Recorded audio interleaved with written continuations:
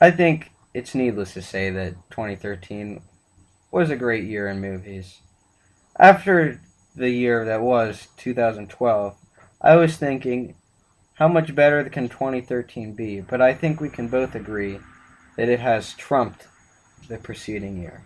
Yeah, I think 2012 succeeded more in high budget, uh, big release Mm. films, and 2013 was more of the uh, lesser uh, anticipated movies that really Ended shined. up really being good. So I think without further ado, we're going to jump into Worth the Watch's very own top 10 movies for the year 2013. Alright, my number 10 movie of the year is Captain Phillips, which, as we probably all know because it was kind of popular, is about a ship that is taken, well, Right. hijacked by Somalian pirates. And this story does a good job of making it really a suspenseful movie, as well as staying pretty true to reality and not turning into a patriotic American movie. Overall, I thought this movie was very well made, but it kind of is just a movie. I think it lacks that little substance needed to move it up higher on my list. Still a very good movie.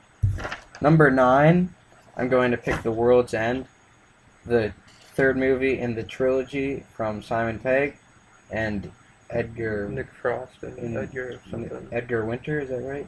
No, Oh, it's not Winter. that's the musician. Oh, okay, it's okay. Edgar and Nick Frost. Yes, so this movie was very. Ed, Ed and Nick.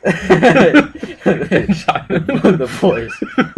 Yes, so this is a very fun movie. There's a lot of camaraderie and a lot of humor and ridiculous occurrences. I love this movie because it's ridiculous and it kind of offers that British humor that we are lacking a little in the US of A. Yeah, so overall, a very funny movie, highly enjoyable. You should definitely go see it, as well as the other two movies in the whatever trilogy it's called, the Cornetto trilogy, I believe. Right? Am I thinking of the right thing? Okay, Something yeah. to do with like Go see those. Those are all good.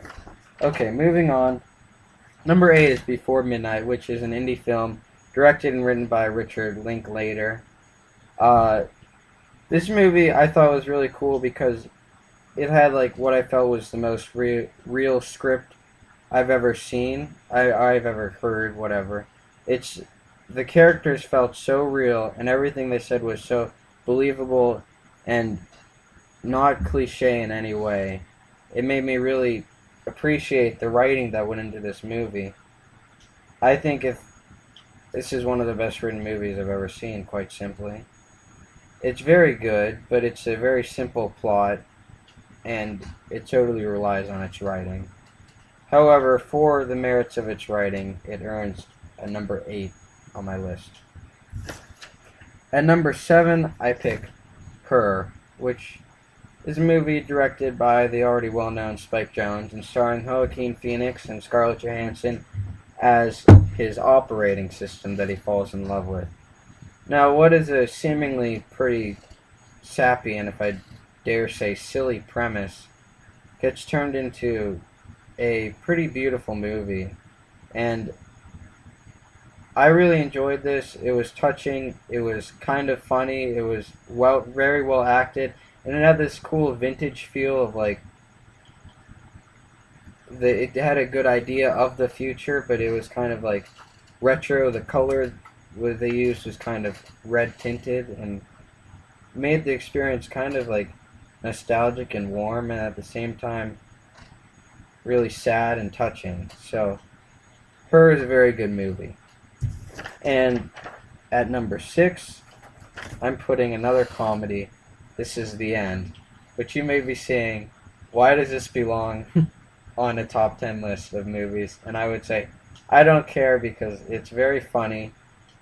And yeah, maybe its impact won't stay over the years, but overall, a good buddy comedy movie.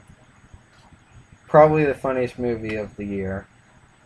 I really enjoyed it. Just pure. That's basically all I can say about that. Just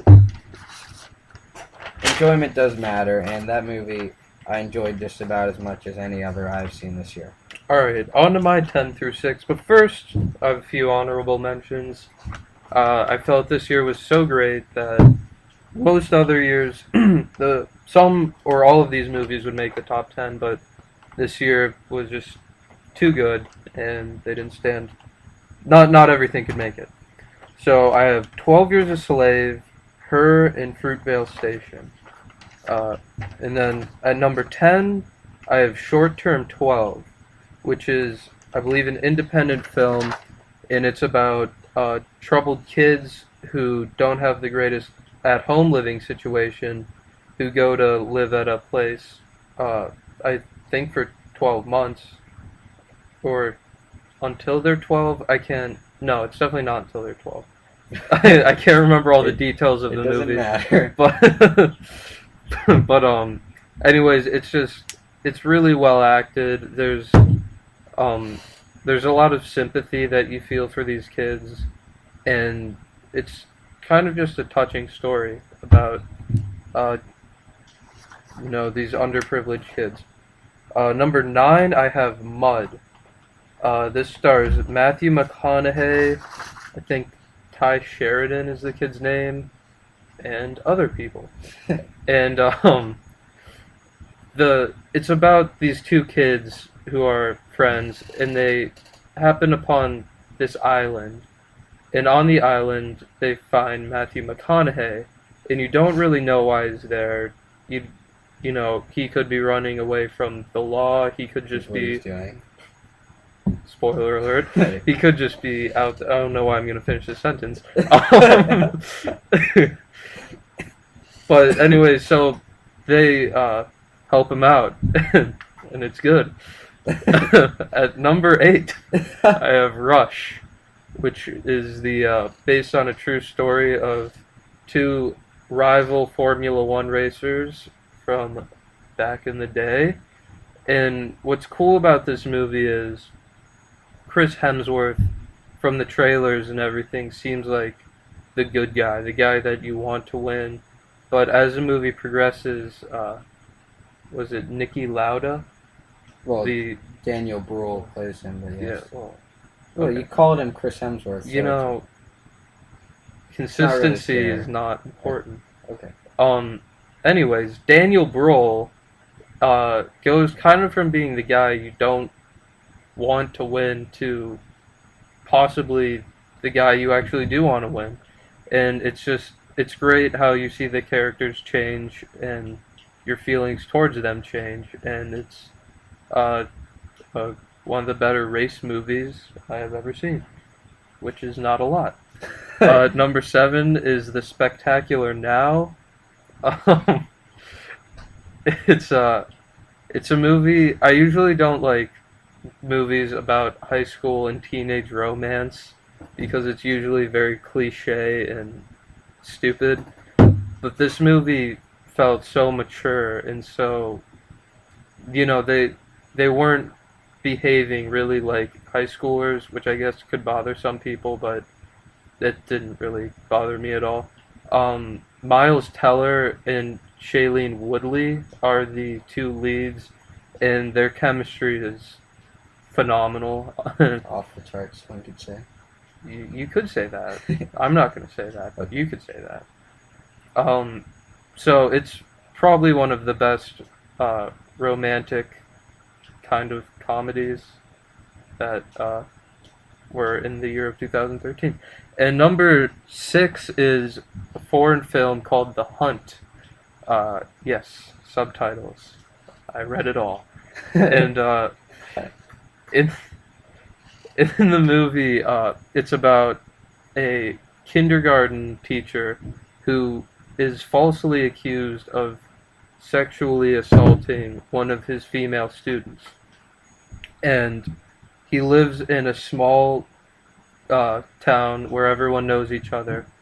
And as a result of these allegations, everyone in the town hates him, and he goes from having, a fun life, not great because he's getting through some things before the story picks up, but you know, it goes just from a normal average life to a really tragic kind of everyone hates him kind of situation, and you feel a lot of sympathy for him, and it's just so well acted that they got that message across to me who does not speak whatever language it was in. Danish?